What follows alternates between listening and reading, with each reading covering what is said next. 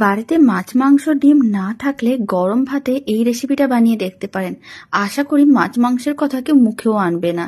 আর খেতে তো ভীষণ ভালো হয়। বানানোর জন্য খুব বেশি উপকরণ বা সময়ের প্রয়োজন পড়ে না।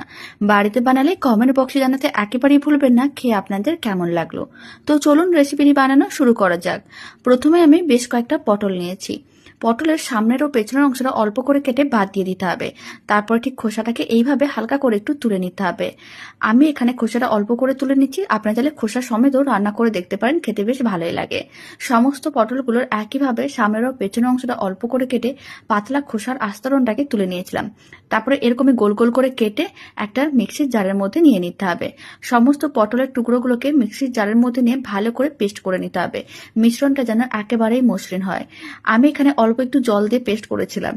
এখন একটা কড়াইয়ের মধ্যে দিয়ে দিলাম 2 চামচের মতন সর্ষের তেল। তেল যখন গরম হয়ে যাবে তার মধ্যে অল্প করে একটু কালো জিরে দিতে হবে। আর 1 চামচের মতন রসুন বাটা দিতে হবে। এবার কালো জিরে ও রসুন বাটাটাকে হালকা করে একটু ভেজে নিতে হবে, যাতে কাঁচা গন্ধটা চলে যায় আর খুব সুন্দর একটা সেন্ট বেরোনো শুরু করে দেয়। প্রায় 1 মিনিট মিডিয়াম টু হাই ফ্লেমে নাড়াচাড়া করে ভেজে নিয়েছিলাম। এবার দিয়ে দিলাম একটা বড় সাইজের কুচনো পেঁয়াজ আর 3টে কাঁচা লঙ্কা লম্বা করে কেটে রেখেছিলাম। সেই 3টে কাঁচা লঙ্কাও দিয়ে দিলাম। আপনারা চাইলে শুকনো লঙ্কাও দিতে পারেন। এখন এর মধ্যে 1/2 চামচের মতন লবণ দিতে হবে, মানে স্বাদ অনুযায়ী লবণ। আর দিয়ে দিলাম 4 চামচের 3 ভাগের 1 ভাগ হলুদ গুঁড়ো, 4 চামচের 1/2 চামচের মতন লঙ্কার গুঁড়ো। ঝালটা আপনারা কম বেশি করতে পারেন, তবে এই রান্নাটায় একটু ঝালটা বেশি করে দিলে খেতে অনেক বেশি ভালো লাগে। খুব ভালো করে সমস্ত কিছু মিশিয়ে নিতে হবে। তারপরে কিন্তু মশলাটাকে ভালো করে নাড়াচাড়া করে ভেজে নিতে হবে। যখন মশলার কাঁচা গন্ধটা চলে যাবে আর মশলাটা বেশ ভাজা ভাজা হয়ে আসবে, তখন এর মধ্যে দিয়ে দিতে হবে পটল বাটা। যে পটল বাটাটা আমি আগে থেকে রেডি করে রেখেছিলাম সেই মিশ্রণটা দিয়ে দিলাম। আর খুব ভালো করে একসঙ্গে মিশিয়ে নিতে হবে। এই সময় আপনারা কিন্তু লবণটা আরেকটু দিয়েও দিতে পারেন, তবে যেহেতু আমি লবণটা একটু বেশি করে দিয়েছি তাই আলাদা করে আর লবণ দিলাম না। এখন আমি দিয়ে দিলাম কিছুটা পরিমাণ গরম মশলার গুঁড়ো।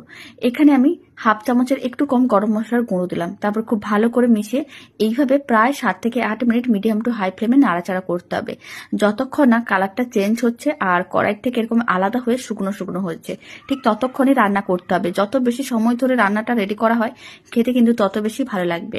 আপনারা দেখুন, আমি কিন্তু এখন প্রায় 7 থেকে 8 মিনিট পরে দেখাচ্ছি মিশ্রণটা কিভাবে শুকনো হয়ে কড়াই থেকে আলাদা হয়ে গেছে।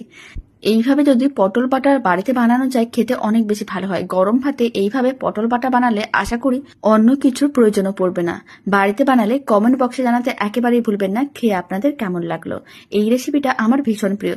আপনাদের কেমন লাগলো কমেন্ট বক্সে জানিয়ে দেবেন।